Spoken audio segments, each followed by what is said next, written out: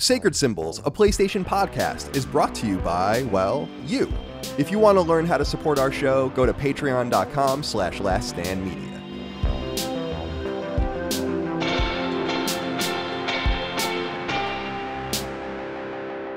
Hello, everybody. Welcome to Sacred Symbols Plus, your weekly Sacred Symbols supplement here on Last Stand Media. For today, I'm your host, Dustin, and I'm here with me with a very interesting crew that I'm very excited to have with me here on the pod. Of course, we have the one and only MrMattyPlays. Greetings. How's everyone doing? Matty, I tuned in for a little bit. You were on the Iron Lords podcast. Man, what a show. They did that intro, and I was like, I don't think I could ever do that. That's like the hype right there. I was impressed, man. I said, I wasn't even trying to gas them up. I was like, man, you guys made me feel like a superstar right there. I was like, you hit every life achievement. That's right. So in addition, for the first time ever on Last Stand Media content, we have our associate producer and my very good friend, Ben Smith. What's up? What up, man? I'm feeling a little inferior right now. You guys, I am though, because you just got called the very good friend. I did not. Oh, you're fuck okay. you, Matty. Yeah, that's true. Yeah, that's a good point. First of all, second of all, you guys are both standing over there with your moral superiority, standing above me. Look, I want a standing desk, or at least a stand, but my ceiling is sloped. So if I were to be standing, I'd also be hunchback. So I'm dealing with it right now. So you mess up your spine in turn for a little leg circulation. Yeah, I mean, either way, I'm going to die early. So.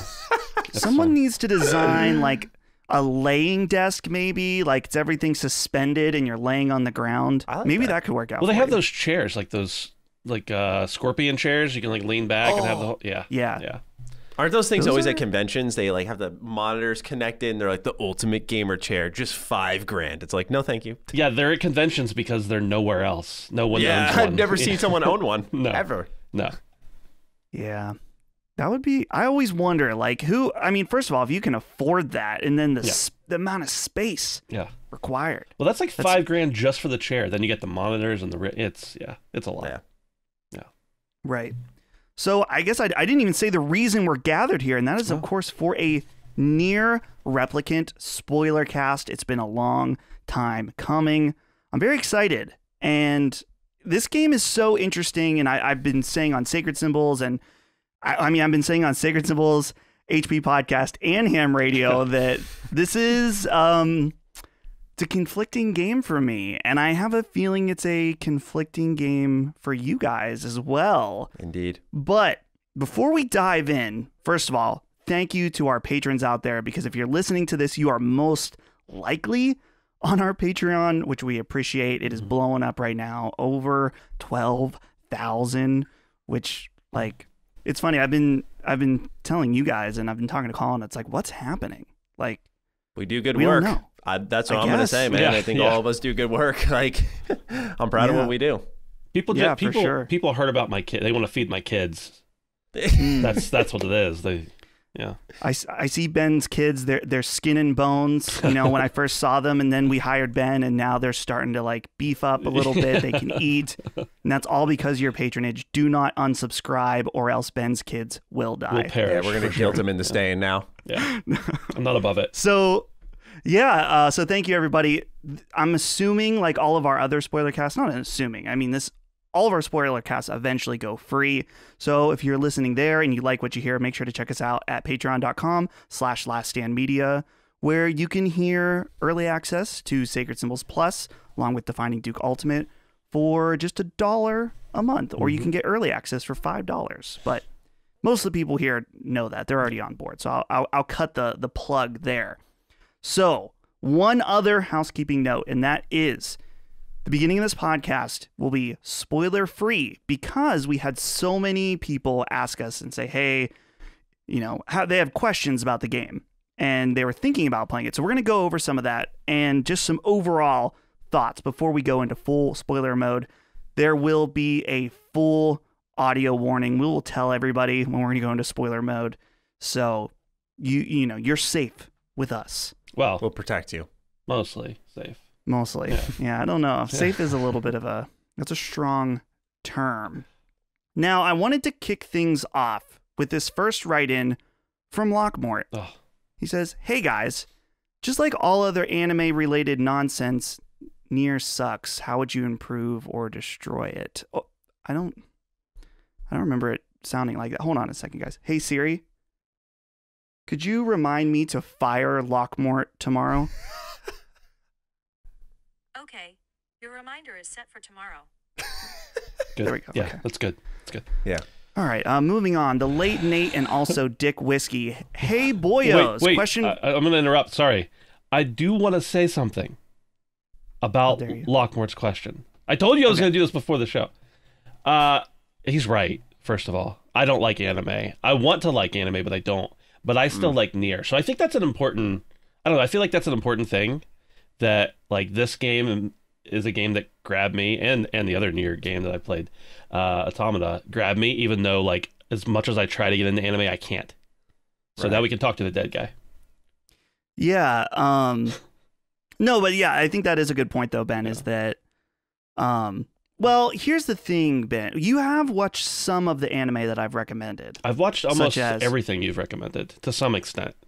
Right. Yeah. Like Death Note Yeah. and Attack on Titan, which Right. you're watching with your kids. Yeah. You're gonna get traumatized. Wow, that is some good family I think it's viewing right awesome. there. I was Wow. totally fine with not watching it with my kids, and my wife's like, they'll probably like it. And then we watched like the first 3 or 4 episodes. She's like, yeah, they're fine. And I'm like, are you sure? Like, you're the one that has to deal with them when they wake up screaming in the middle of the night. They're 5 and 7 years old. I don't know. Oh, Yeah. wow. I know. I'm impressed. Yeah. But I do You're like, steely. it's not that I don't like anime at all. It's that I don't like any anime. And I feel like a lot of people are just like, I want all the anime. And I'm like, it's got to be the right thing for me. And it still doesn't like grip me, but I enjoy it. I can appreciate it. I ebb and flow out of my love for anime. Like, I always love it, but I should say that my grinding of it is like, I have friends who are just like constant, always watching it. I'm just like, I can't do that, man. Like, Right. you just eventually, they all start to feel the same. I don't care how good it is. Yeah. And it's funny because with NieR, I have people who I know that don't like JRPGs or don't like anime that love NieR. Like, there's, as we get into this more and more, there's like something very particular about its design, I think, and the way it presents itself that just is weird enough to click with people. It's why it's so hard to sell. Yeah. It's because like you can't be like, oh, if you like this, you'll like this. Right. It's not that simple. And that's what makes these types of talks, I think, a good listen. Sure. Well, I have a good segue for that, Maddie, and so we'll come back to our friend the late Nate. Okay. But Andrew B had a more appropriate question for where we're going right now. It says, "Hey DMB, I have never played a JRPG, but am curious about them, and I'm wondering if Replicant would be a good jumping in point. I do enjoy CRPGs, dork, if that makes a difference. Thanks." So, which you know what? I'm gonna read the late Nate his question as well, because I think this can all kind of tie together. Or you know what? I should just read all of these because they're all. It will kind of encompass everything. I agree. Late Nate and also Dick Whiskey, the one and only, also wrote a question like this that said, "Hey boyos, question for early in the show as someone who has no experience with the franchise but already has Automata through Game Pass. Should I start with this? Cheers. P.S. Is it really necessary to beat the game multiple times to get the full story?" And then one more. Cody Richter says, "Hey guys, I'm not sure I'm alone in this, but I've never played a NieR game. I've heard countless great things about Automata, and Replicant seems to be just as good. I'm not someone who has to play every popular game series, but the idea of this one interests me. So my question is, what makes these games so good and worth playing? Thanks for the input, gents." So I'm trying to think of where to start with this, because let's start with the Automata Replicant conundrum. Yeah. Maddie, I'm going to throw this one to you first, because Ben and I both started with Automata and then played Replicant. And so you played the original NieR all those years ago. How do you think someone should approach this series? I think you're fine starting with Automata for starters there. I think, because I played the original NieR when I was much younger, and it stuck with me. Like, going back into Replicant, I realized how impactful of a game this was for me. I always talk about it was like the first game that made me cry, but beyond that, the amount of moments I remember. But, when I went into Automata, I'll just say there are certain parts that make me go like, oh, wow, there's a connection here. That's kind of surprising. But beyond that, it didn't feel so strong that you needed to know what happens in Replicant, what happens in the original NieR games. Like with Automata, it stands on its own. And so if you start there, and especially you have access to it through Game Pass, someone's knocking on my door. If you have access to it through Game Pass, I don't know who it is. I'm in like this building by myself. It's like, go away. But anyway, You're not by yeah, yourself. I guess not anymore. Not right? anymore. Not anymore. But anyway, with Automata, yeah, going through Game Pass, that's a safe bet. Give it a try. I don't want to hop around with too many questions, but yeah, I think you'll be, not even think, I know you'll just be fine. No problem. Right. So, Ben, what do you think about this as someone who played Automata first? Yeah, I mean, there's a little bit of bias because you always love the thing you saw first or you heard first. Like, oftentimes my favorite album from a band is the first one I heard from them. Your favorite movie in the series is the first one you saw, although that's a little different. It's out of order. But I think that, first of all, I think Automata overall, maybe not, if you start comparing different aspects, but Automata overall is a better game, in my opinion. So I think if you start with the worst game and go forward, it'll be harder to move forward and want to play the next one. But I think if you start with the one that I think is better, then you feel like more driven to go back to Replicants and play it. And then I also think like obviously I don't know because I didn't play them in reverse, but like in playing Replicant, I was like, oh, this is what was going on in Automata. Whereas I don't know if as much of that would carry over or be as impactful. Like I think there's some very specific things that like are better in reverse than they are in the opposite. Right. And what's interesting that I was just thinking, you mentioned about how you kind of connect the dots in a reverse order, in that there's a big, no spoilers, but a kind of a twist in Automata that if you played Replicant, it would not have been a twist. Right. So it's like they kind of designed it that way, that it's for both audiences. Yeah. For me, I feel like I gotta recommend Automata first, in the fact that NieR Replicant has a lot of problems and is really slow at the beginning and has a lot of structure issues that I could at least see for myself, that if I started with Replicant, I may have put like, oh, Matty's being evicted live from his apartment. I'm in the middle of recording something. That's a studio. What? Is it the fire department? Yeah. We're not cutting this. No, We're keeping it. Keep it. What about from the audio? We'll leave it in the audio too. We'll leave it in the audio. Sorry, Matty, keep going.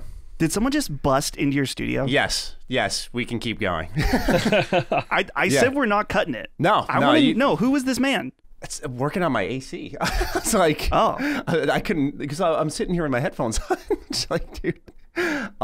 Sorry, what did I miss? You didn't miss much. If I have to step away for half a second. I hope that's okay, but No, we'll see. no, you're fine. When you stepped away, I was like, Ben, what do you think's going on here? Is Matty getting evicted? Did he forget his Oh, dude, bill? I was ready to fight. Like, I had the camera set up and everything. I was like, you guys can watch the most. Matty's like, yeah, like all that NieR combat is about to pay off right now. He's just like strolling around behind you, looking in at your back. I love it. It's great. Right. Yeah. Yeah. Classic. Content. So He's gone okay, now. now I'm trying to remember what I was saying.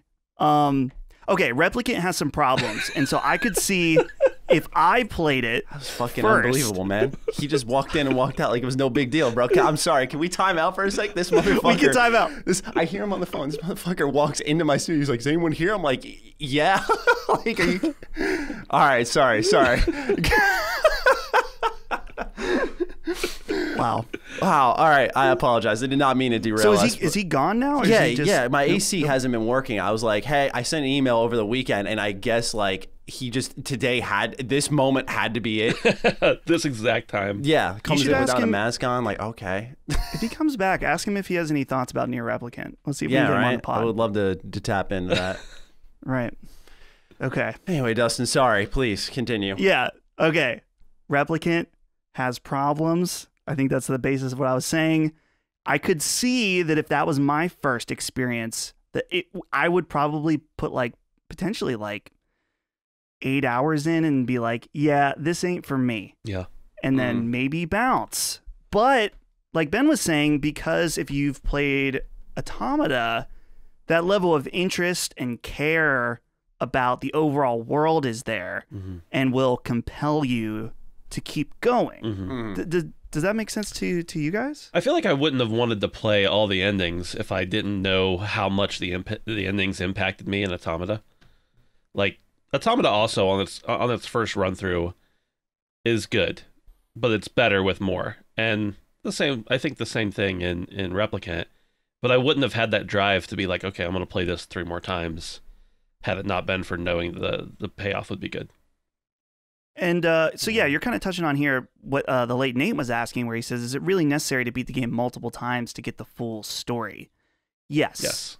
It definitely is. Yes.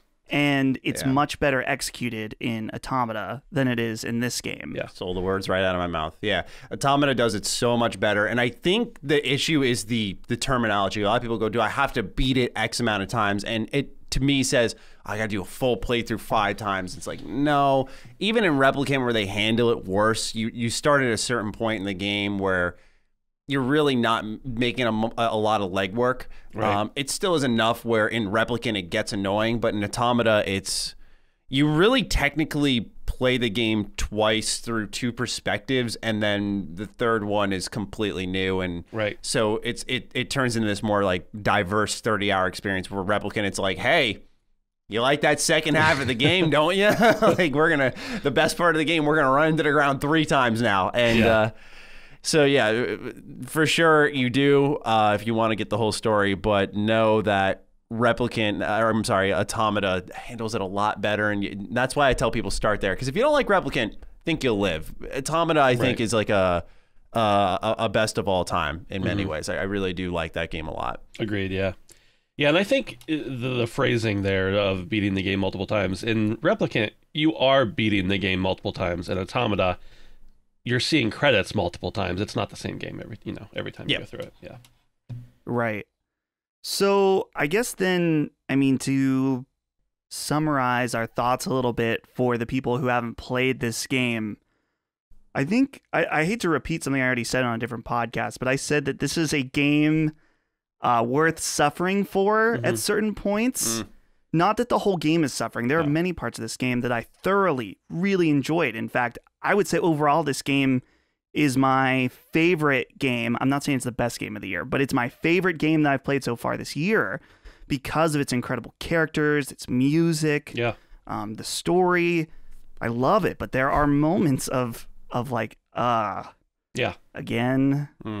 So I think it's important to have that in mind. But I think if you play Automata, like we're saying, that you're going to want to do that. It's worth the suffering. Do you guys agree with that? I agree with that, yeah.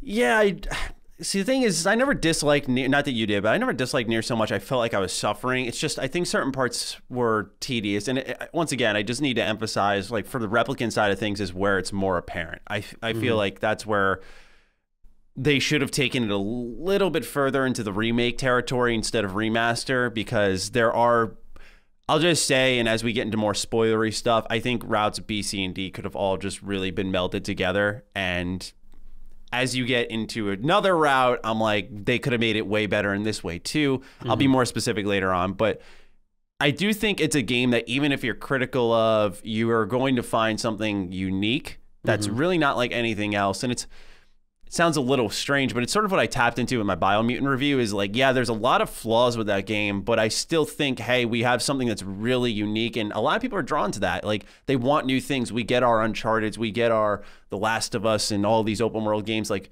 how often you get to run around as a bunch of animals, or how often you get to run around this real living existential crisis with strong themes and very strange, satisfying combat. You don't often. So yeah, to more what Dustin said, it is worth suffering through, just depending on your perspective. You may enjoy and not suffer as much. Yeah. One other thing, if maybe we have convinced you or not convinced you to play the game, don't do the side quests. I think that's important to tell people when they start this game, is that you don't need to do them. No. Maddie, I think you did a lot of them. I got, right?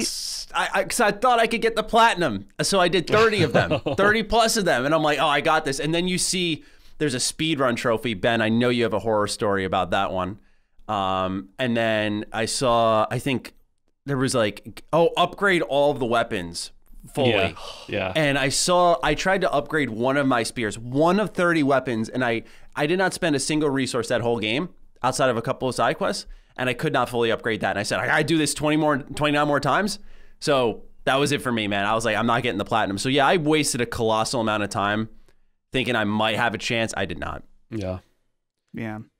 Just since Maddie referenced it, my horror story. It's not. I was thinking like, oh, maybe I'll go for the platinum in this game, and I finished my first playthrough. You have to beat it in under 15 hours. I beat it in 15 hours and 2 minutes because it will not let you speed up or skip the credits. So I thought, I'm not gonna get the platinum now because my most recent save was like hours behind that, and I wasn't gonna do it. So, do you think there was like a moment where you like went to the bathroom and like that's how I would have gone? I would have been like, there was a moment I stepped away for 3 minutes, 5 minutes that could have secured that trophy. No, did that bother you at all? Here's what it was, because I was specifically thinking about that trophy the entire time I was playing. So anytime I was not playing for a moment, I would actually save and close the game entirely, so it wouldn't count time. Nice. But okay. what happened was this isn't a spoiler. There's a tree that you have to answer questions, and I messed it up twice because I hit the wrong thing, and that cost me that 3 minutes. I guarantee. That's it. That's it. Yep. Yeah, because you tried to speed read that, and that's you got it. I didn't realize that the answers were going to, be so dependent upon what was in there, and I wasn't paying close attention. And I was just like, I remember seeing this word, so I'll just pick that one. So, yeah. Damn. Yeah. Well, I think that's it for our spoiler-free portion of this show. Get out. So get out if you don't want to at this point. That's right. Get out. Go, like Get that guy out. who broke into my place. Leave. He'll leave and never come back unless you got to fix the AC. But then please, it's working. please don't barge in. Whatever he did worked, by the way. And it's nice and chilly in here. I'm like, all right, I appreciate you breaking in. I don't got to sweat all day. Yeah. Okay. So spoiler mode is now activated. Get out. Okay. Let's start. I think we should just start with some overall thoughts about, I mean, we already kind of went into our overall thoughts about the mechanic, but I did want to read Badly Brave, who wrote into us and said, hey guys, hope you're all well. As somebody who has tried and failed to get into Automata many times, this game really caught me off guard. I want to hear your takes on the game's overall themes of mindless violence, tribalism, loss, and any others I may have missed. I was blown away by the quality of the story in this game and am fascinated to hear some deeper thoughts on it from you. Hope you guys have a great week, and thanks. So, I don't know. We can get as deep or not as deep as you want. Either one of you want to go first? Yeah, I mean, like. I don't mind. I think I want to start on the tribalism part because I felt like I didn't really pick up on this until my second playthrough as much, and I don't know. I mean, maybe that's a reason why the playthroughs should have been similar, even though we just said earlier that they shouldn't have been as much. But I feel like even the way that the towns are structured. Now, granted, they're a little smaller than they're supposed to be in reality, just because of the scope of the game. But I feel like even the way the towns are structured really kind of lends itself to that idea of like not accepting people who are different than you, right? The thing that I did when I went into the Airy, I think it is, the first time was I managed to find like the place I was looking for quickly and didn't like go and listen to everybody else talk. And so it wasn't until the second playthrough where I realized like everybody's being nasty to you or to Kaine and talking about how, terrible she is and everything. And you as well as the main character. So that part really kind of reared its head in a little bit as far as the tribalism. And then, there are a lot of other pieces where when you're just interacting with characters and whether it's side quest or whatever, they're even kind of negative towards the people just in the next town over. They don't even have to be a half shade for them to hate them. They're just in the next town over. So I don't know that I don't know how that really impacts the story overall other than through Kaine. But I think that it's interesting just that they can encapsulate that little part of human nature just kind of subtly, really. Dustin, by all means, you can go, man. I have a lot of different thoughts, and I'm trying to like organize them honestly, because mine's less about tribalism. So if you got something, Yeah. Well, it's interesting. I mean, comparing this game to one of the biggest games last year, because they deal with a very similar theme of understanding the perspective of your enemy, and of course, I'm talking about Last of Us Part 2. Mm-hmm. And obviously, these are completely different games with completely different storylines, but they do tackle kind of this same idea. Yeah. And I don't know if necessarily one does it way better than the other. I'm gonna say that I think I preferred NieR in just the fact that it's obvious, but it's not as obvious in your face. Like I was gonna say, yeah, one's on the nose, one's not. Right. As particularly, I mean, in that it's the second playthrough when you can hear the thoughts and you can hear the shades talking. Yeah. And it is interesting how this game like repeatedly tries to make you feel like an asshole. Yeah. Particularly for me, I mean, obviously there's so many heartbreaking moments, but I think about the shade with the robot. Yeah. Beepy. Yeah. Shout out to Beepy. And just when that little shade's like, I can't live without you here. And you're like, no. And it's so sad because you see this, you see the interaction. It's not even their fault what happened to one of the brothers. Yeah. And then, you're seeing the story of Beepy and the shade. I can't remember. I don't know if the shade has a name. It doesn't matter. But then you take out Beepy and this shade is just like an inconsequential. They didn't make it to change it and make it more dramatic when you kill this shade. Right. You just wipe him out and he's gone. Yeah. And He's to right. He me- can't live without him. He dies Right. immediately. right. But that lack of emphasis from the game Yeah. created more emphasis for me because it's just like, oh, we're just pretty, killing non-discriminately. I mean, to be fair, I feel like NieR, we're going to call the main character NieR. I know you can change whatever, but we're going to refer to him as NieR. Yeah. I understand, like, I don't think NieR was necessarily doing anything wrong because he didn't know. What do you guys think about that aspect of it? Yeah, I think that's one of the best parts of the game, right? Is this idea that the game creates this perspective for about 10, 15 hours that, Shade's bad, they're attacking the towns, protect yourselves, what's this phenomenon happening?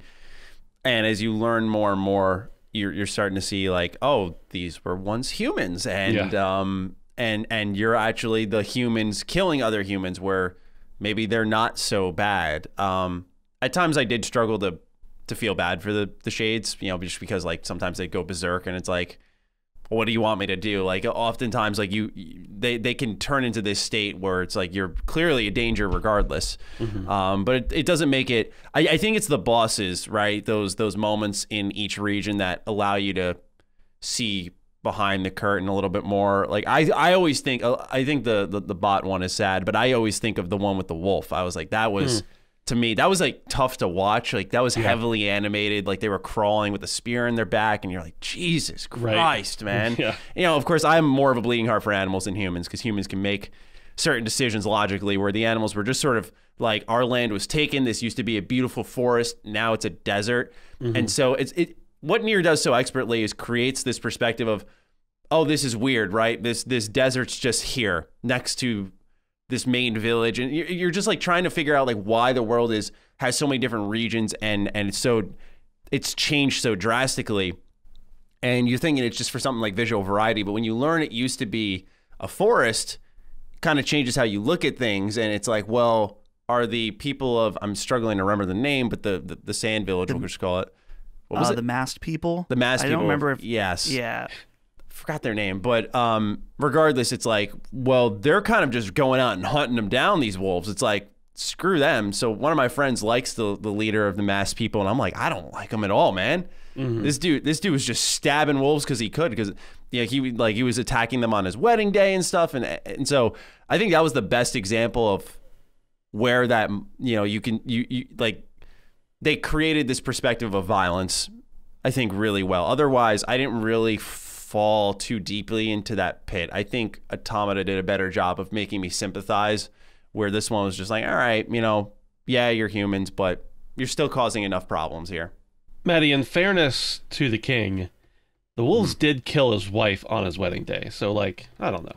Yes. I'm talking about the before, I should say. Like, when they were just like, you know, get them out of here, you know, we're protecting our land. They shouldn't be here. I'm like, oh, okay, come on, guys. Come on. Just let them live their life out in the desert. What are they going to do? Yeah. Be sad, I guess. Yeah. Yeah. It's, I was thinking, too, a really crazy moment for me was at the end of the game when all of they're kind of like little bomb-looking shades flood in. Oh, yeah. And they're like, don't kill them. They're the babies. Yeah. And it's like, no, I'm a baby killer. Yeah. And it's just like, they're like, we finally figured out.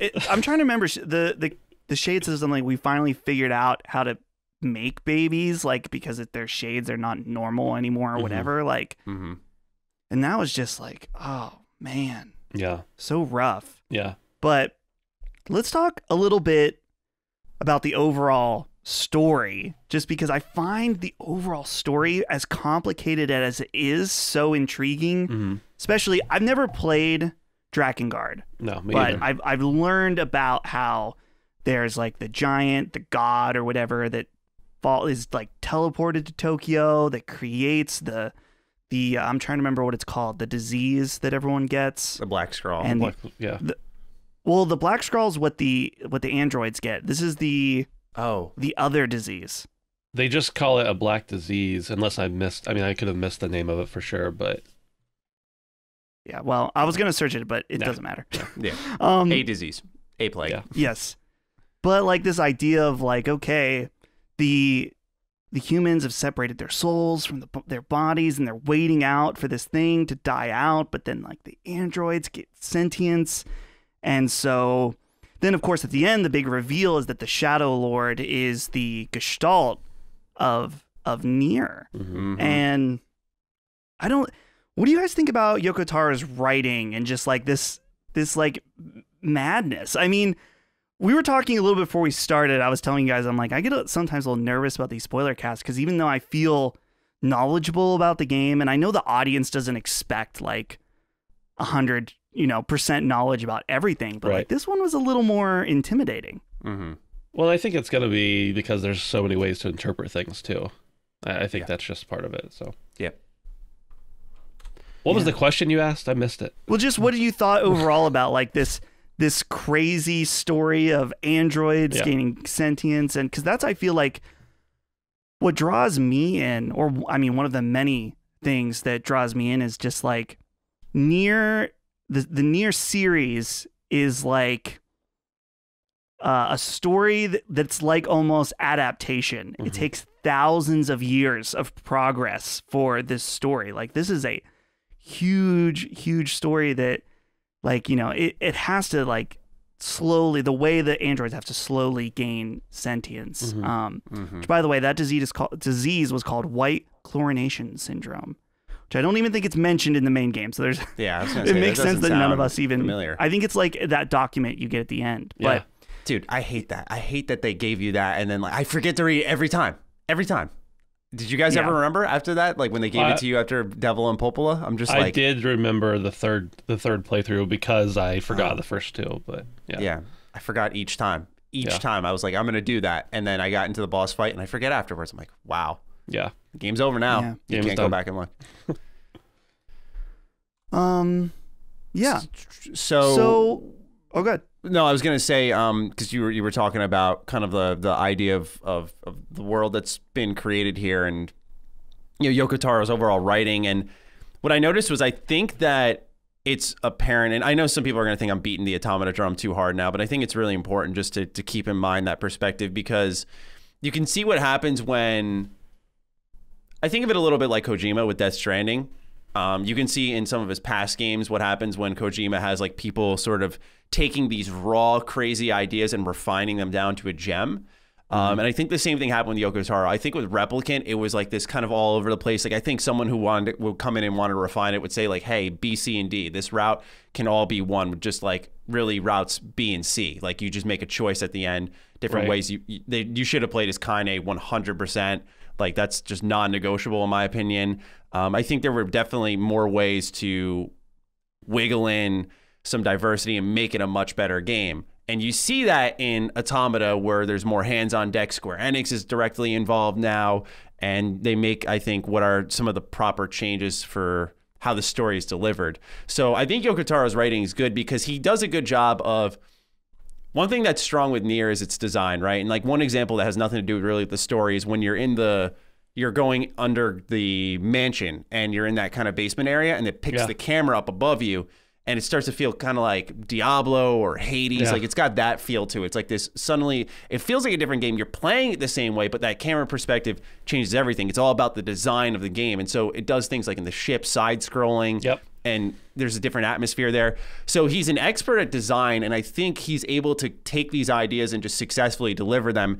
And no matter how well written it is, the idea is, I think, is as long as he can translate that feeling that you're going to get, then that's all that matters. It doesn't matter to him how well refined it is. It's that he got his point across eventually, no matter how long it took. I think that's the type of writer he is, which isn't a bad thing because this was also a game that was 2010. It was during that era where, you know, people were really putting out games that like you needed to have hours upon hours. We weren't getting these smaller experimental titles. Like NieR technically could have been a 20-hour game if they made all the proper changes, and it would have been much better for it. But it's this 35, almost 40-hour game. I think it might have gone beyond that, but much longer, double in length than it had to be.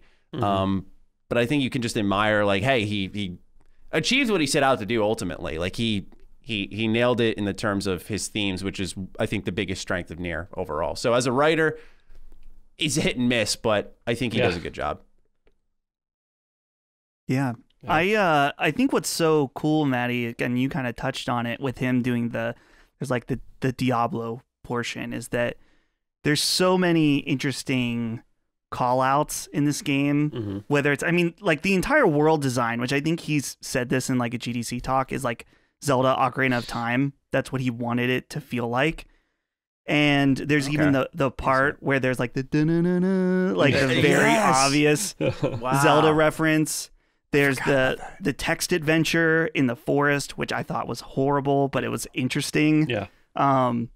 So I love that Yoko Taro's idea, not only, I mean, it obviously the story is crazy and insane, but Yoko Taro clearly doesn't see, he sees genres as limiting, and he wants to incorporate all different ideas of games in a way that makes sense. And I think, you know, again, the Automata thing, this was like step one, and I think it was executed kind of meh in a lot of areas, not so well, but it was interesting, and you can see how he really refined that when it came to Automata, in how it did the different genres, how he was able to do different styles of storytelling. And that's the thing I think that I appreciate about this game, and what I hope other people do, is that sometimes something is good because it is, or at least interesting because of its innovation and its new way of thinking. Yeah. It may not be a 10 out of 10. It might not always work right, but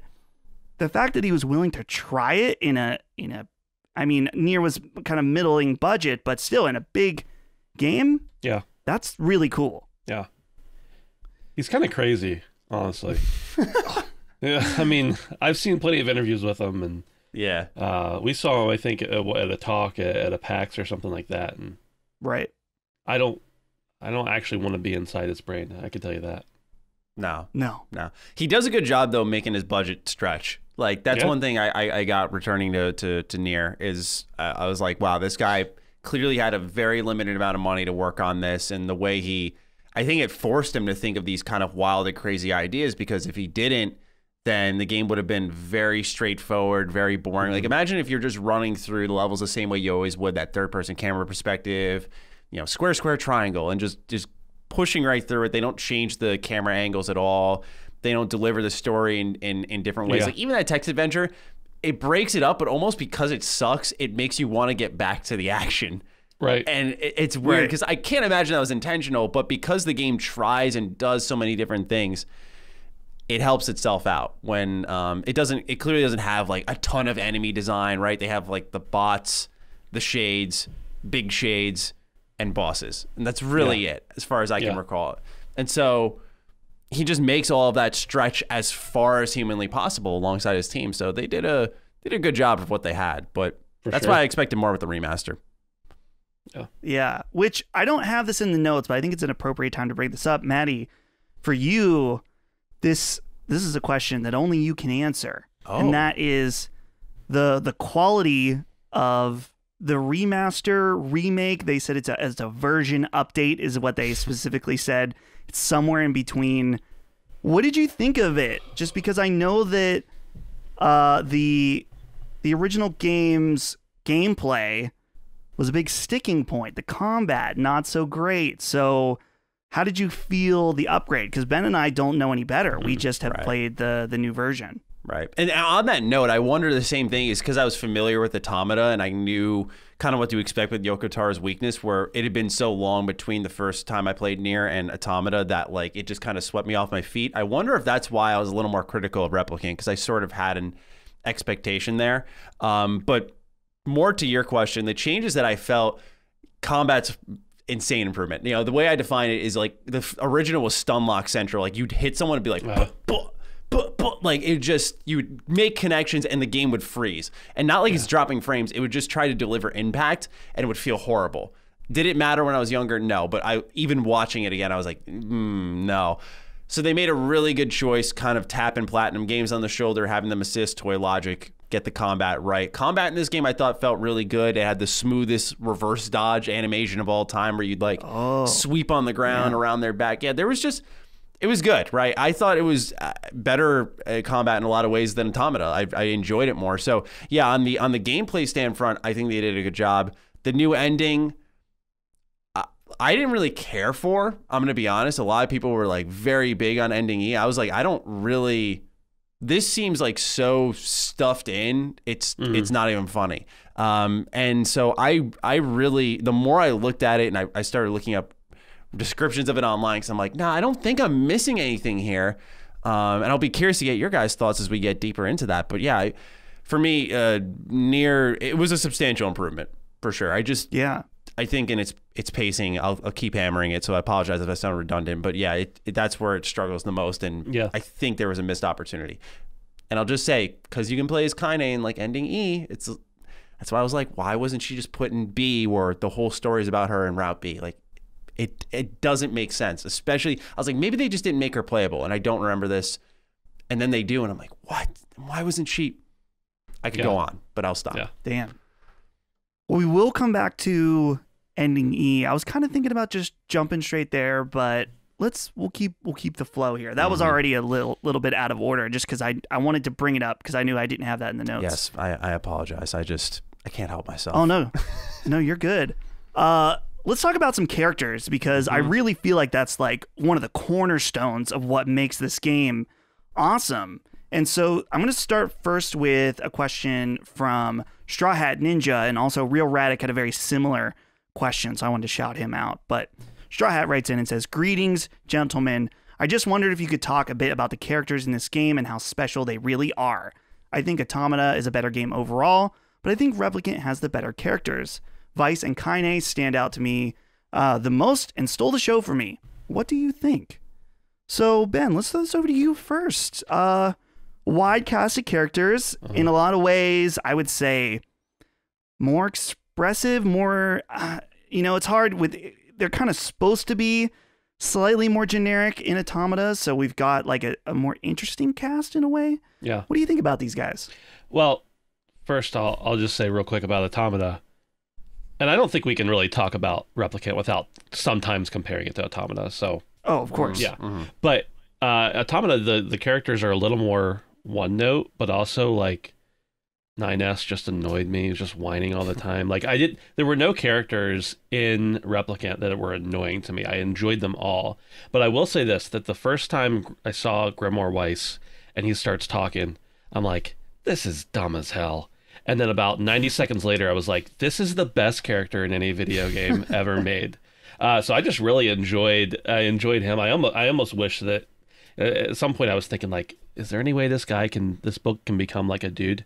Just like, I think he'd be a cool character that's not a book. But I really enjoyed that. I thought that that Yona was maybe the most boring character, but obviously she's in the game the least amount. NieR himself is kind of I don't know that I like him outside of his banter with like Weiss. Otherwise he's just kind of milquetoast, kind of plain. So I agree though that all the characters had great performances and the voice acting's phenomenal. I was really intrigued by Devila and Popola in my first playthrough, but I don't feel like they give you quite enough of them. Yeah. At all, even in the subsequent playthroughs, to really get a grasp on what they're about. But they're still intrigued. They're like just enough intriguing, even before you know there's a mystery there to be seen, that it made me want to know more about them. So that's just kind of my overall thoughts on the main ones. Real quick, and then I'll throw this over to Maddie. You mentioned Devila and Popola.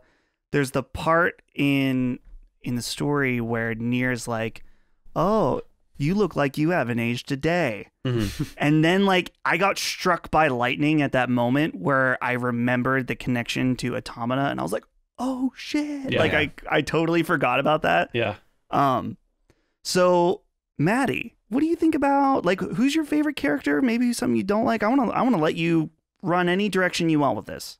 I think my favorite character is actually the main character, which was surprising to me. I loved NieR's transformation. Right, this kind of do-good angel of a civilian in this village. You know, he's just helping everyone out. Kind of your run-of-the-mill JRPG protagonist, right? Like, you know, we're gonna do this together, and then he kind of just starts to lose everything and becomes more vicious over time. And I think it's a common development you see in these types of characters, like, I'm taking the vengeful path. But it seems more like, from his eyes, he's just more grit and determined to get Yona back, and he's like, anything at any cost, I'll do it. And it never goes to the point where he doesn't think he's thrown his morals away, but because of what we're seeing and what we're learning as the player, he technically is. And I think that dichotomy is just very interesting, and it makes him a strong character. I know Kaine is like a superstar. She gets a lot of love in this story, as she should. She's an excellent character. I think it's really unfortunate a lot of her major developments, though, took place in textbooks. That was the big drawback for me, where it's like, yeah, Kaine's cool, but there were these written out scenes of her getting like bludgeoned by a rock and her grandma stepping in, and I felt it was too subtle, where I like the idea of Kaine, but I felt like there was not enough on-screen pure development of that for me to love her. Emil struck me strongly because that's where I started, the tribalism theme connected to me, because I was like, okay, this is a lot of a story telling me, or this story is mostly telling me, don't judge a book by its cover, between Kaine and her transformations, between Emil and his, and how Kaine awakens, and the first thing she does is talks to Emil and recognizes him, even though his body, his face, everything is completely changed. It's still Emil, because she just knew it was him by spirit, and because he's a good kid. Kind of. But I think just Emil is super compelling in that regard, because I think he's sort of the driving force behind that theme.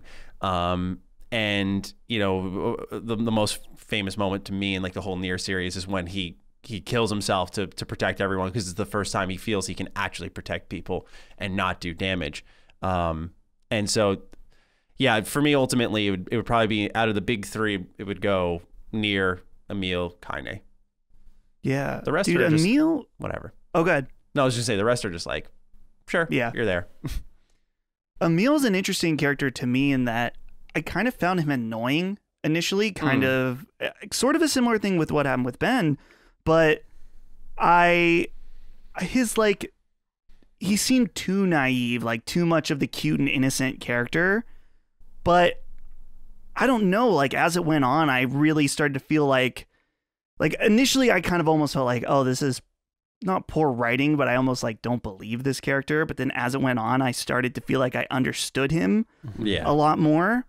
And I really liked how they used his more childlike nature in the scene when he does hurt everybody at the Erie. And he's the only one that actually understands the gravity of the situation.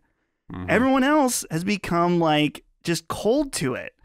And it's and I think that his innocence in that moment and his true reflection of feelings that is justified is also helpful for you, the player, because you're so used to killing shades over and over. And at this point, you do know they're humans, but him reacting that way, at least for me, was like, yeah, this sucks. Like, this is not a good situation. And so I really liked his character for that. And he's very, very dynamic. There's the thing with his sister, which I'm a little hazy on the details of that whole plot, where like, his sister was the weapon that was designed to fight.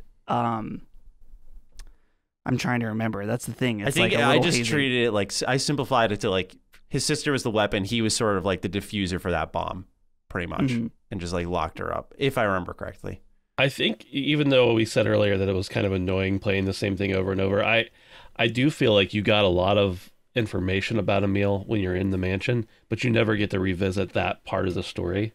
Yeah. That might have actually been, that might have actually been something I would have wanted to revisit because there's a lot of interesting stuff going on there. It was like Resident Evil, right? Like that's they took a cue from that with the fixed camera angles. It was amazing. That was one of my favorite parts. Yeah. Oh, dude, yeah, that's another video game reference. Like that entryway, I'm like, wow, this is Resident Evil. Like clearly, it's almost designed the exact same way, that opening entryway. It's so cool. Yeah. Let's talk a little bit about Kaine, just because I have a love and hate relationship with this character where certain things that she would say, I would laugh and be like, I like this girl. Like she would just be like, shut up at a time where I was feeling that.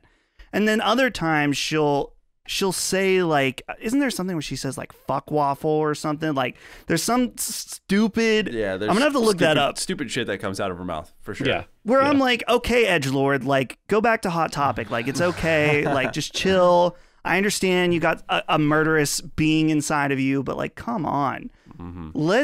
I'll tie this in with Sir Deathspank, maybe an appropriate username for this question. It actually it says, hey boys. Okay. Yeah. Did anyone find Kaine's outfit too distracting? Don't get me wrong, I'm all about the sexiness. But sometimes I would be paying too much attention to her figure rather than the enemies attacking me. I don't know about the figure thing, but I never understood the outfit because they mention that it's like, oh, she's drawn to being more effeminate or the effeminate clothing because of the way she was treated growing up. I'm like, is that really the reason? I don't know. What do you guys think about her? I think the reality is that Sir Deathspank needs Jesus. Yeah. We need to have an intervention. Yeah. No, I mean, you can... I don't know. Okay, I can find the character attractive without it distracting from my gameplay. I don't... Maybe I'm alone in that. I don't know.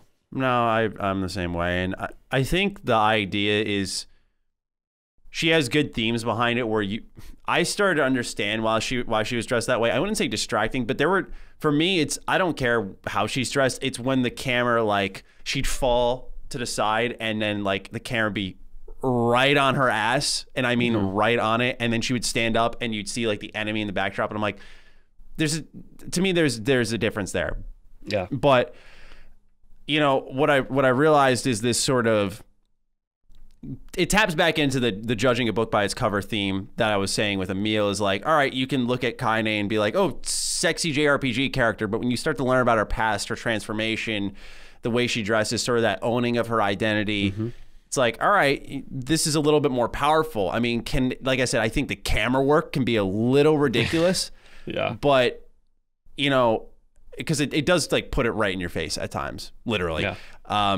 But I do think it sounds like justification because I know some people think it's silly, but it is part of her character, but I do think the reason it sometimes doesn't feel that way is with how often the game will just throw it at you and just be like, look, booty. Yeah. Like, all right. Well, Thanks. What it reminds me of is that before Metal Gear Solid 5 came out, there was a lot of comments on the way the character Quiet was dressed. And Kojima said something like, well, you're going to feel bad about what you said once you find out why she's dressed that way. And then it's something stupid like I think she like drinks or like breathes through her skin or something. And it's like... Yeah. I also think the other thing is Yoko Taro at one point, when asked about 2B's costume, was just like, yeah, I like women. And I'm like, okay, like I respect him saying that he's just like, yeah, I like, no, he's out there about it. yeah. I mean, whatever. I mean, that's cool. I just think it's funny that there's like a slight justification. And I'm like, you guys, I mean, just kind of makes more sense. That's like, this is what you wanted to design the character the way you want to do it, then do it. I will say that the way she's dressed, and I don't know that this is the justification for it, but does create a lot of interesting opportunities for dialogue between her and Weiss specifically. He constantly calls her a hussy, and there's all sorts of other things. And then like gives her a reason to banter back and forth with him. Now, could they have figured out a different way to do that had they not done it that way? Sure. And Maddie, you said about it, like literally puts her ass in your face. Like there's the trophy where you have to like check her out 10 times, long enough for her to like kick you before you can get that trophy. So that's just like another incentivized. So yeah, I'm not sure how I feel about all of that stuff, but overall, like, I guess it goes back to my anime thing. Like I've never understood that culture of hot anime stuff, just because that's like, it's not attractive to me in that way. But I still think Sir Deathspank needs an intervention. That's for sure. Yeah, potentially. Yeah. One other thing I thought of, just because it's really funny in my mind. So there's Grimoire Noir, which you only hear speak a few times. No offense to this voice actor, because he probably was just being directed. Is it Kamoshida? Yeah, it is.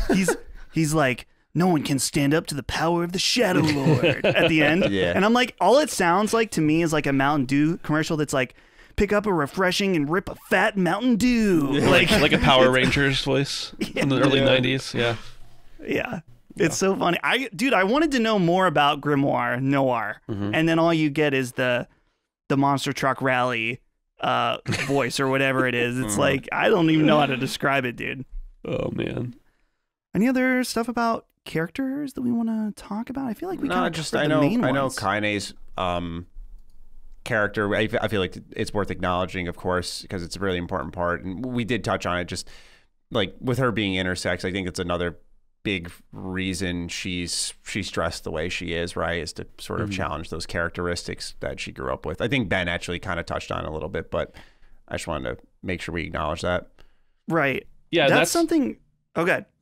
Well, I was just going to say that's something that I think I was with Dustin I think I was at your house, Dustin, and you were like reading something. You're like, wait, and I hadn't finished the game yet, and he was like, wait, what? I think I missed that Kaine is supposed to be intersex, and then that was just kind of stuck in my head. And so when I finished the game the whole way through, I was trying to think, like, I know they talked about her, like, being a freak and everybody judging her and everything. I just assumed that was like, kids picking on other kids or something. But apparently the true revelation of that is in one of the short stories that's like been said to be canonical. Now there's references to her being different or being a freak, to paraphrase or to put it in the game's words, but that is something that's like out of extra to the game, but also supposed to be canonical to the game. So if people are confused why we're saying that, that's the reason. Yeah, that reminded me of, just since we're talking about topics of gender and identity and stuff like that, that one of the changes in this game was a line from Emil when they're taught before the wedding, and I think it's NieR says like, oh, one day you'll have a bride. And he's like, a bride, and then he leaves and he's like, that's not it. And apparently Yoko Taro said that like he always knew that Emil was gay, but like I don't know, I mean, especially in Japan, It's like a much more sensitive thing. Right. And so I thought it was cool that they could make it the way that he originally intended it to be. I don't know of what consequence other than it's just like, oh, cool, I know it's another thing about him. I was gonna say, because I know they tempered a lot of that in the original game. I was looking this up. I should have mentioned this at the top when you were asking me like about changes, but it's good I got to now, because like that part of it was also the main character. Like one of the things I really like about NieR now is I think the replicant version is so much cooler. Whereas for those who had not played the original, you played as the dad instead of the brother.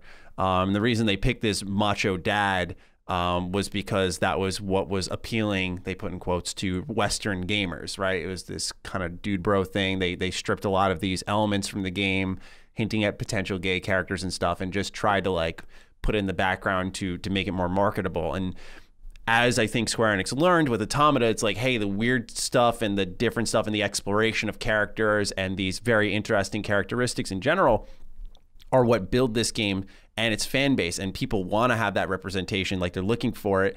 And so I think it's really smart that they went back and Replicant and delivered what I think was truly happening with these characters. And I was happy to see that for sure. A lot of people were thrilled about it. Right. Wasn't Emil at one point? Wasn't he also? I totally missed that part where you're talking about. Now that you say it, I totally remember that. I think it was in my head that he was hitting on Kaine at one point, talking about her watching her sleep or something like that. They're like sitting right outside the village, and she's like, can we not talk about that anymore, or something like that? And that doesn't, just because you're interested in more than one thing doesn't mean anything. But I just missed it, so that's a good pickup there. Yeah, and I know the thing that's important to me. I'm glad that it's not a revision to the story, because we have other instances where it's like, oh, we're changing this character to make our story more inclusive, to include more things. And it's like, no, this is what the whole point, like this was definitely the original intention. Right. Just it was, I mean, in a way kind of censored from the story. Yeah. So Good way of putting it, yeah. Yeah. Very cool. So, wow, we're already an hour in. So I'm going to move ahead in our document because I know we're going to be talking quite a bit about the ending. And I want to go back to ending E, Maddie, because you had touched on that briefly. We're going to bring in Zachary Parkerson here, who wrote into us and said, as a fan of NieR since its original release, side note, it's my favorite game ever. Ending E made me ugly cry with happiness. Seeing the party get some joy after a decade after thinking NieR's existence erased just hit me like a freight truck. I know it was a short story before, but it's different to play through it. How do you guys find the additional ending? Did it work for you, or did you think it undermined ending D's sacrifice? Bonus thought. Those added scenes of Devil and Popola in Route C for this release really cleared up some plot holes. I did not know that was added, actually, those Devil and Popola scenes. That actually provides a lot more context, because I thought they were so random. I was like, why is this playthrough almost like the entirely parts the of them same? talking? Yeah. Yeah. Oh, so that wasn't in the original game? Apparently not, according to our friend Zachary here. No. I actually am unsure of that, so I'll take Zachary's word on it. It did feel like kind of stitched in. Yeah. So let's throw this one over to you, Ben, just because we know that Maddie was a little mid on ending D. So what did you think about how, it's the point is to connect more to Automata, and it definitely does in some really, at least visually, in some unique ways. What did you think about that? Ending D or ending E? Oh, ending E. Sorry. Ending E. Yeah, I mean, I really enjoyed it. The thing I felt, I'll get into the lore piece over here in a minute. The thing I felt about ending E was that it wasn't long enough, because you finally, like Maddie was saying earlier, get to play as Kaine, and she's just got a cool moveset, and you're seeing things from her perspective, and you're talking more in her voice, and instead of just hearing it, and you kind of get to envelop, like you get to be that character for a while. And so part of me was like wishing that would have been longer. And I didn't even know you got to play as her until I got to that point. So I was a little disappointed in that respect. As far as like going down and, you go into the woods and you go down to the tree, which is actually not a tree. It's just a memory factory. It's a place where they're making everything, the replicants, everything. And I thought that was really cool. I thought there was some cool imagery there. I thought that it kind of did put a little bit of a bow on the story. You get to see Emil, Emil comes back, and of course we know Emil from, across eons. And then of course you get to bring back the main character. Do I think that it undermined Dee's sacrifice? No, I don't think it undermines it. I think it just continues it. I mean, the sacrifice is made whether or not the consequences of the sacrifice are the way that you thought they were going to be before you did the actions. Like the sacrifice is still meaningful because it was done for the reasons it was, the right reasons. Whether or not that the consequences of that sacrifice can be undone later doesn't take away from the meaningfulness that the sacrifice had. I just said sacrifice like 400 times, so let's move on. But no, I didn't think it took away from it all. I thought it actually added to it. Almost in a sense like, you sacrifice something and who knows what could end up happening that's positive from it. Right. Yeah, I thought that it was cool. I mentioned the visuals. I loved when they brought up the NieR Automata HUD. Yeah. Was a really cool moment. It was interesting because it definitely it doesn't, to me, it doesn't connect it to Automata, but it points it in that direction. Yeah. You know what I mean? Yeah. Like part of me, and some people say that like the two androids that you see are supposed to be like earlier versions of 2B and 9S, which I don't really. I think it's because they share voice actors. They do share voice actors. Right. Yeah. Right. Part of me thought it would be cool, which again, any NieR lore heads, calm down if I'm saying something that doesn't make sense. But I'm just thinking like, what if it was like you saw like some of the origins of Yorha or whatever, which I guess, I mean, Yorha, I'm trying to remember, were they created for the reason of the alien invasion or not? I don't know. But overall, I thought it was cool. It was a nice little bonus. But I'm in total agreement with you guys that it's like, man, they made all this cool moveset to play as Kaine, and then it's like so short. Mm-hmm.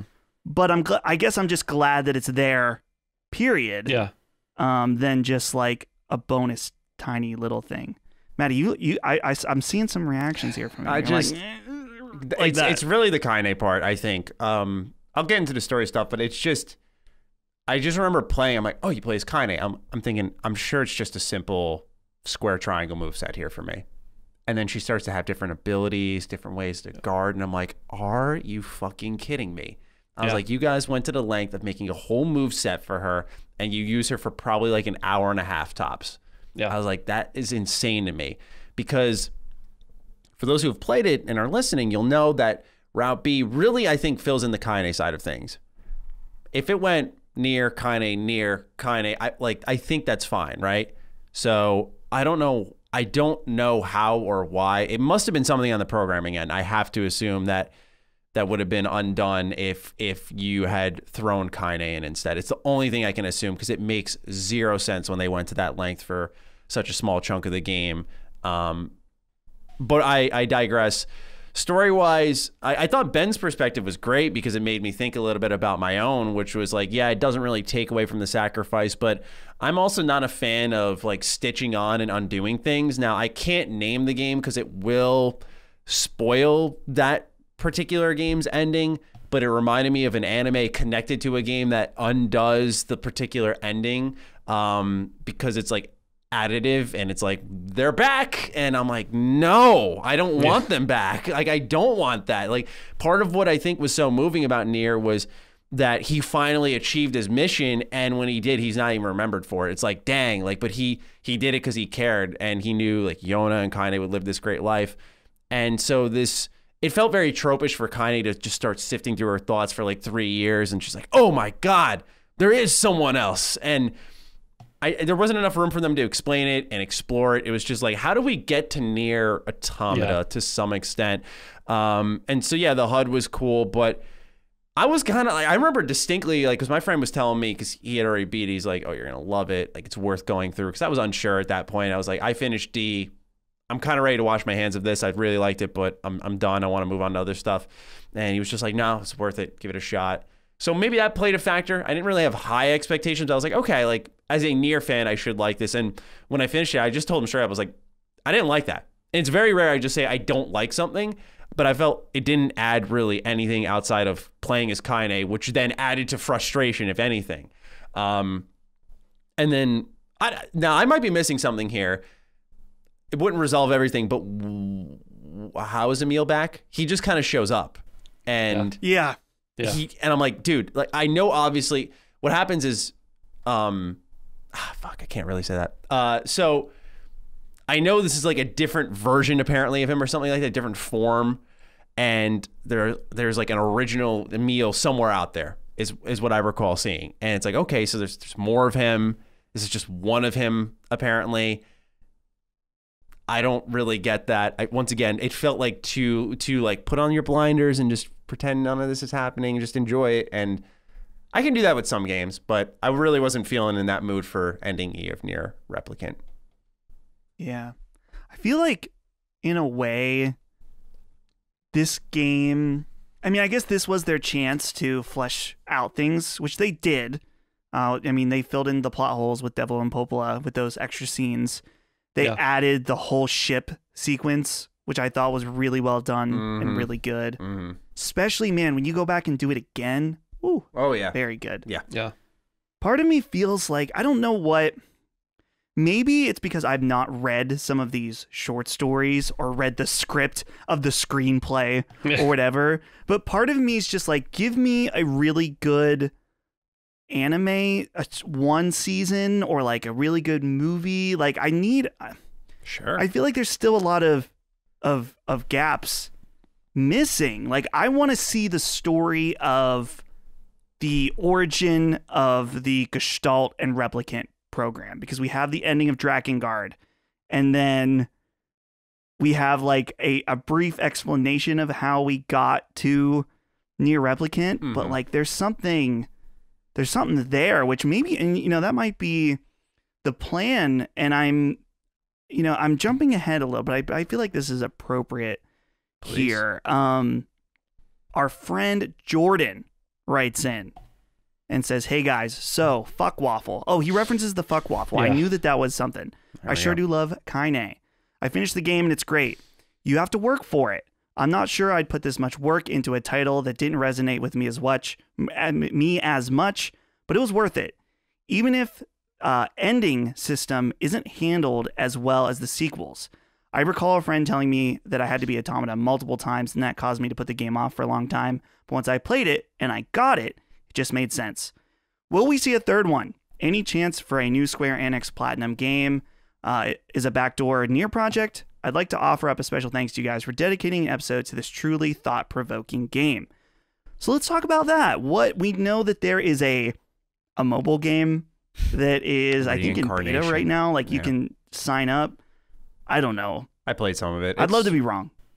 What? Yeah, I played some of it. It's there. You know? know? Yeah. It's there? Yeah, it's there. Is it going to be canon like the Kingdom Hearts mobile game? Fucking hope not. I hope not, man. I hate that they did that, man. Because I will never play that. I'll never play it. Anyway, sorry. Yeah.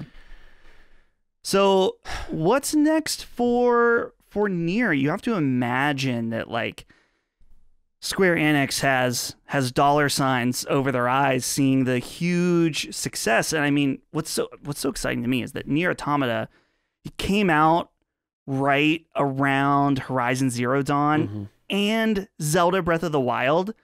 And even then, despite being so crowded, it wasn't like this instant huge success, but it was like a snowball effect where it was like more and more people were like, you have to play this game. This game's so good. It didn't get me at launch. It was a few months after that I finally played told it. Me about it. I remember that. He had told me about it. And I was like, really? It's that good, huh? And I got it a month later. Right. I feel like I was late to the game, late to the game proverbially in reality, and then even once I played it, I felt like I was already late, and then it was months after that before it really started picking up steam. And I think that this is one of those few games, most games sell the most copies within the first couple weeks of release, and this is one of those ones I wouldn't be surprised if it didn't sell the majority of its copies till 6 months after release or more. Yeah. Yeah, it just kept picking up. It was strange. Yeah. Right. So surely Square Enix has a sequel in mind. We don't know what Yoko Taro's working on other than, I mean, he was working on this game, but surely that didn't demand all of his attention. So I think we can all agree there's a sequel coming, but what do you think's next? Do they go forward? Do they go backward? What do you want? What's your ideal next NieR game? I think the smart thing, I don't know if smart's the right word, but I think the thing that makes the most sense to me is something to bridge the gap. But I could also see something 5,000 years in the future of even where Automata is. So I don't know. I mean, it's Yoko Taro. You could do anything that is mine that makes up. See, this ties back to ending E, and some of my disappointment is I felt like this new ending was the chance to bridge that gap. And it's like, I don't want a game now to I don't think it's a bad idea, but I don't think a game now to me sounds appealing that would bridge that gap because the opportunity was there and they didn't take it. Maybe there's more he wanted to explore, and he was like, yeah, we'll do a full game on that, and I could be entirely wrong. I would like to see a kind of like what Dustin was tapping into. I'd like to see sort of a before the first NieR and stemming up, like truly, instead of just saying, oh, Drakengard created this NieR universe, like showing that and describing it more and more. Because I think what's happened, NieR is clearly more popular than Drakengard, but I would love for them to take this version upgrade and sort of apply it to Drakengard, get more people familiar with that, and then like in their next full game, make a NieR game that sort of stems from the end of that Drakengard to what's happening in the first NieR. I think that would be actually really cool. Yeah. Yeah. That's part of me was wondering, it's like, you got to wonder if Square Enix is like, hey, we've got this IP, Drakengard, which we've got 3 games for it, and no one, I mean, it was pretty middling, not very successful, and now we have all these eyes on it. Like, what can we do with that as well? And I don't know. This is one of those things, like, I feel like it's the boring answer, but I feel like if I can't predict or you have any clue what Yoko Taro would want to do next, and I'm happy about that. That's what makes the stuff he does so cool, is that who knows? What does, like, man, I know we're not going to spoil Automata, but like, I can't even imagine what's a few thousand years after that, you know? Like, I don't know. I feel like Automata was kind of the not end of the line, but I don't know what does come after that. I think it's better to leave that as is and work backwards and sort of fill in those gaps. I'm sure some people who have read the books or whatever will tell me that's already been answered, but there's a difference between just reading it and like adapting that book into an actual gameplay experience. I will say that, you know, I haven't read all of the short stories. I've read a lot of the ones or the majority of the ones for Automata. I have not read all the Replicant short stories, but a lot of the things that we've all said, like, oh, I don't know how this relates.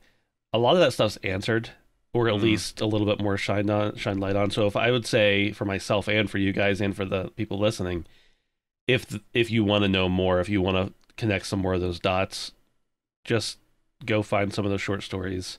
A lot of them are on like the NieR wiki that you can just go and read, and they don't necessarily give a lot of context for where they are, but they tell a little bit of the background. And some of them I was reading and I was like, I don't know where this fits in at all. But there were a few of them that definitely shine some light on some of those things. Yeah. Yeah.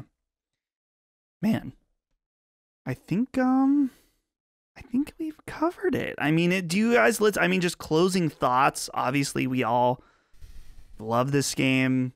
It's the type of game that makes you want to dive in, which for me, it's almost a little hypocritical because sometimes I'm like, put your story in the game, not in the surrounding products, right? Yeah. Because that frustrates me. That it's like, if you want to understand, you have to go somewhere else. But sometimes there's exceptions where I'm so intrigued by the world and the story that it's like I do want to go and read those other things. I think NieR is just a very specific case where that's acceptable because you can tell like Square still isn't super confident in its popularity where they'd go full send on it, where I think books and stuff help it. Whereas something like Destiny was the start of me going, put your goddamn story in the game. The first Destiny, I should say. I've not played really anything of Destiny 2, but I remember the first Destiny with the Grimoire app or whatever. It's not any better. Yeah. Oh, it's not. Okay, there you go. And yeah, some people will be like, oh, it actually has cutscenes. It's so great. I'm just like, oh, it actually had them. Wow, that's, I'm so impressed. Let me take a moment. So yeah, for me, it started there. But I think NieR, I don't think you're wrong for feeling that way, Dustin, because I think it is a series that sort of needs that media side support to get to that level where maybe they'll confidently say, like, here's a AAA budget. Go crazy. But I also think NieR's strength is sitting in that in between almost AA space. I think it forces Yoko Taro to get creative because he's like, once again, like with the first one, like, how far can I stretch this thing? And I think at least with Automata, it showed he can do a really good job with that. I think a lot of that too, and I agree, put your story in the game, but I think, if I'm not mistaken, that I heard Yoko Taro say something, how he's very, very sarcastic and incredibly funny. I think he said something like, well, if Square would give me more money, there would be less short stories, more things would be in the game, kind of thing. And like, to some extent I get that, but like right now as it is, or as it was at the time he made this game, he probably didn't have the budget to add all that in. They probably would have ended up reading more of it in the game as opposed to outside the game. So to some extent, I understand the practicality of it, but I agree that it'd be very nice just to, make a cutscene or something with some of that info. Yeah. Mm-hmm. Yeah. Well, I think that about does it. I do have one final question. I played the game on PlayStation 4 on my PS5. Mm-hmm. Ben played it on PS4 on his PlayStation 5. Matty, where did you play this game? PlayStation, baby. Wow, you're a fucking fraud. Wow, host of Defining Duke plays a multi-platform game. People complain when I post that I bought PlayStation stuff. I he swear. Bought it on PlayStation, guys. You heard it here first. Unsubscribe. Don't listen to Defining Duke. No, wait. Can you trust this man? Call Phil, tell him to take the paycheck back. Dustin just set me up because he responded to my tweet when I posted the game. He knew I had it on PlayStation. I've been dragged. Oh, I knew. Yeah, I was going to say. Yeah. 100%. I mean, you don't even have anything to say for yourself. You're just like, I'm a fraud. I don't. Yeah, sure. Colin pays me well. I'm just kidding. I will say this, though. Go play Automata on Game Pass, whether you've played it or not, because I really want Square to have a reason to give more money to this franchise. Yeah. And I think a strong, I think Replicant's doing well, but maybe not as well as it. It's not like an automatic, yes, we're going to make another NieR game, probably, if I had to guess. Yeah. So the more attention that Automata can get on Game Pass and the more attention Replicant can get, the better shot we have of having another insane story. Mm-hmm. Yeah. Please do.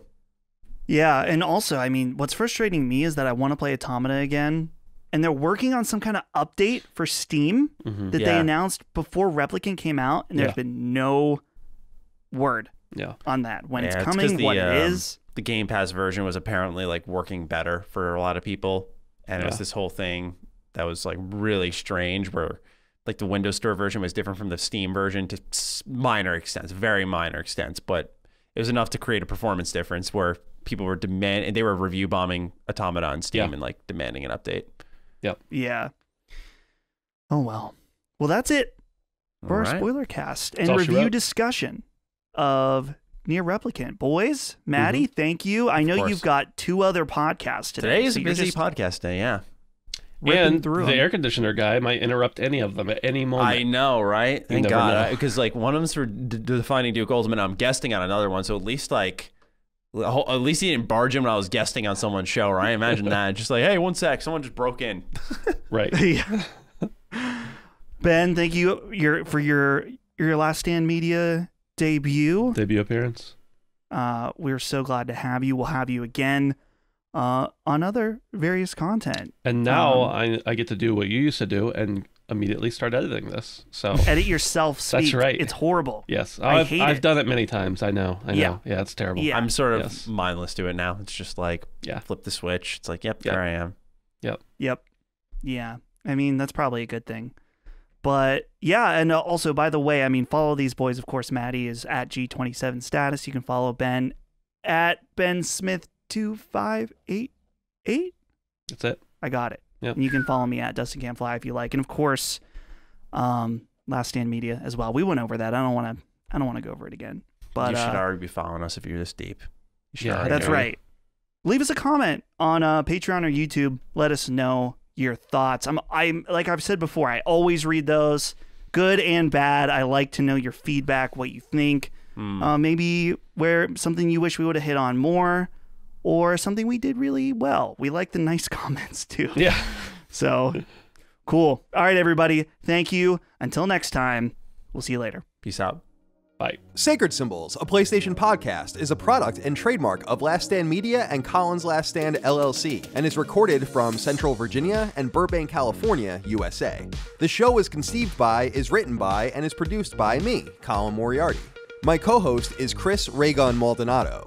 Sacred Symbols' executive producer is Dustin Furman, and the show is edited by associate producer Ben Smith. All of Last Stand's theme music is by Ramon Narvaez. As you know, all of Last Stand Media's shows, including Sacred Symbols, are fan-funded on Patreon at patreon.com/laststandmedia. The following names are at the producer support level or higher on Patreon, and we're grateful for your kindness and generosity.